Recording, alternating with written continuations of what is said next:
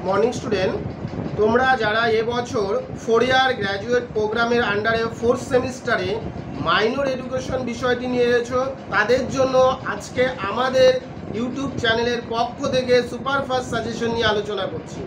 তোমরা ভিডিওটি মনোযোগ সহকারে দেখবে। আশা করছি তোমাদের মেজর পরীক্ষা খুব ভালো হচ্ছে। আমাদের দেওয়া সাজেশন প্রত্যেকটাই 100% কমন এসেছে। তোমরা আমাদের অসংখ্যবার কমেন্ট করেছো এইসব সাবজেক্টগুলোর ভিডিও নিয়ে আসার জন্য। তোমাদের অনুরোধে আজকে আমরা মাইনর এডুকেশনের 4th সেমিস্টারের যে সাজেশনটি বলছি সেগুলো খাতায় তোমরা লিখে নিবে। মান 12-র জন্য সর্বপ্রথম তোমরা বুদ্ধি থেকে 3টা তত্ত্ব যে রয়েছে সেই 3টে তত্ত্বই পড়ে নিবে ভালো করে। বুদ্ধি সংক্রান্ত গিলফোর্ডের ত্রিমাত্রিক উপাদান, তারপর বুদ্ধি সংক্রান্ত স্পিয়ারম্যানের দ্বি উপাদান এবং বুদ্ধি সংক্রান্ত থার্স্টনের বহু উপাদান তত্ত্ব। এই যে তোমাদের 3টা প্রশ্ন রয়েছে, এই 3টা প্রশ্ন ভালো করে পড়বে তোমরা। গিলফোর্ড, স্পিয়ারম্যান এবং থার্স্টন।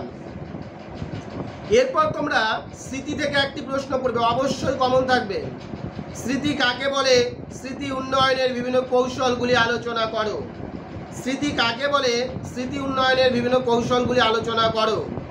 ভালো করে প্রশ্নটা দেখবে। প্রথম ইউনিট থেকে তোমরা দেখবে শিক্ষা মনোবিদ্যা কাকে বলে, এর প্রকৃতি ও পরিধি আলোচনা করো। 5 নম্বর প্রশ্ন, শিক্ষা মনোবিদ্যা কাকে বলে, এর প্রকৃতি ও পরিধি আলোচনা করো। এরপর 6 নম্বর প্রশ্ন, তোমরা অন্তর্দৃষ্টিমূলক শিখন তত্ত্বটি আলোচনা করো। এই প্রশ্নটা দেখবে, অন্তর্দৃষ্টিমূলক শিখন তত্ত্ব। দেখো এই যে তত্ত্বগুলো রয়েছে, যেমন আমরা বললাম গিলফোর্ড, স্পিয়ারম্যান, অন্তর্দৃষ্টি, এগুলো পরীক্ষায় তোমাদের থাকবে, হয় 12তে থাকতে পারে নয় 6-এ থাকতে পারে, কিন্তু প্রশ্নগুলো থাকবে পরীক্ষায়। অন্তর্দৃষ্টিমূলক শিখন তত্ত্বটি ভালো করে দেখবে তোমরা 12-র জন্য। গিলফোর্ড, স্পিয়ারম্যান, থার্স্টন 12-র জন্য দেখবে ভালো করে। স্মৃতি উন্নয়নের কৌশল, শিক্ষা মনোবিদ্যা 12-র জন্য দেখবে। এখান থেকে তোমরা আরেকটা প্রশ্ন দেখে নিবে, ব্যক্তিত্ব সংলক্ষণ কাকে বলে বা ব্যক্তিত্বের সংজ্ঞা দাও, এবং ব্যক্তিত্ব সংক্রান্ত যে তত্ত্বগুলো রয়েছে সেই তত্ত্বগুলো ভালো করে পড়বে। ক্যাটেলের তত্ত্ব রয়েছে, যে কোনো একটি তত্ত্ব ভালো করে দেখে যাবে ব্যক্তিত্ব সংলক্ষণ থেকে। ব্যক্তিত্ব সংলক্ষণ কাকে বলে, হ্যাঁ, ক্যাটেলের তত্ত্বটি আলোচনা করো, বা আলপটের তত্ত্বটি আলোচনা করো, এগুলো একটা দেখে যাবে। এই প্রশ্নগুলো যদি দেখে যাও তাহলে হয়ে যাবে। এরপর তোমরা 6-এর জন্য কি দেখবে? 6-এর জন্য সর্বপ্রথম তোমরা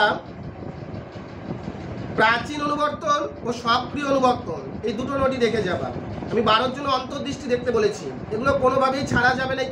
6টা যে তত্ত্ব রয়েছে, প্রাচীন অনুবর্তন, সক্রিয় অনুবর্তন, অন্তর্দৃষ্টি, স্পিয়ারম্যান, গিলফোর্ড, থার্স্টন, এই 6টা প্রশ্ন দেখে 12 নম্বরের একটা প্রশ্ন থাকবে, 6-এর একটা প্রশ্ন থাকবে, ভালো করে পড়তে হবে। এরপর মনোবিদ্যা এবং শিক্ষা মনোবিদ্যার মধ্যে পার্থক্যটা ভালো করে দেখবে। স্পিয়ারম্যান আমি বলেছি, স্পিয়ারম্যান প্রশ্নটা, গিলফোর্ড প্রশ্নটা দেখতে হবে ভালো করে। এরপর তোমরা দেখবে বুদ্ধি কাকে বলে, বুদ্ধির শ্রেণীবিভাগ আলোচনা করো, ভালো করে দেখবে।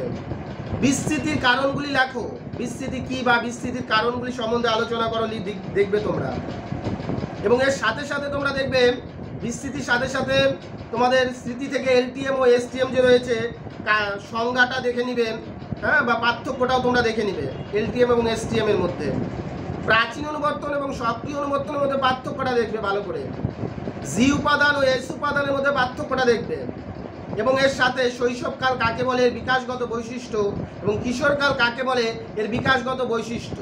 এই প্রশ্নগুলো তোমাদের ভালো করে দেখতে হবে। শিখন থেকে একটা প্রশ্ন দেখবে, শিখন কাকে বলে, শিখনের বৈশিষ্ট্যগুলি আলোচনা করো।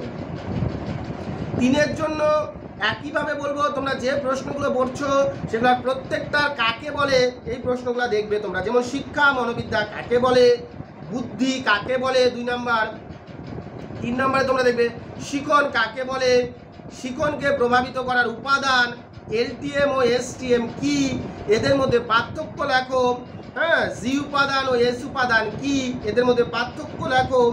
আইকিউ কি, হ্যাঁ, এই ধরনের যে প্রশ্নগুলো রয়েছে। ব্যক্তিত্বের সংজ্ঞা দাও, মানে প্রত্যেকটা প্রশ্নই কাকে বলে, অন্তর্দৃষ্টি কাকে বলে, অন্তর্দৃষ্টি শিখন কি, এইরকম প্রশ্নগুলো তোমরা দেখে নিবে। তাহলে দেখবে 3-এর প্রশ্ন প্রত্যেকটাই কমন পাবে, 6-এরও কমন পাবে এবং 12-এরও কমন পাবে।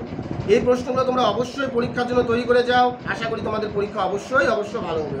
ধন্যবাদ সবাই, চ্যানেলটির সঙ্গে সবাই যুক্ত থাকবে। ধন্যবাদ।